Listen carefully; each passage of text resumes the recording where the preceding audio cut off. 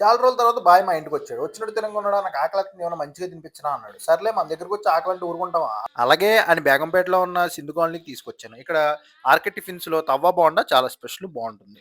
"తవ్వ బోండా చెయ్యి భయ్యా" అన్నాను. వెంటనే మనోడు బజ్జీలు ముక్క ముక్కల కింద కట్ చేసేసి, దాన్ని పెనం మీదేసి అటు ఇటు ఏసేసి మన బాయ్‌కి ఇచ్చేసాడు. "ఎలా ఉంది బాయ్" అన్నాను.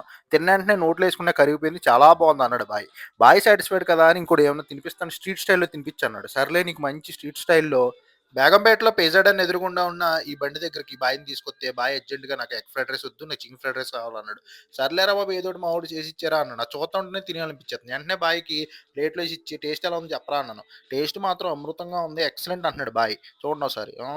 బావుందండి బాయ్ మొత్తానికి తినేసాడు. అంత తిన్న తర్వాత సోడా తాగకపోతే అరగదు కదా! మన బాయ్‌కి గ్యాస్ ఎక్కువ.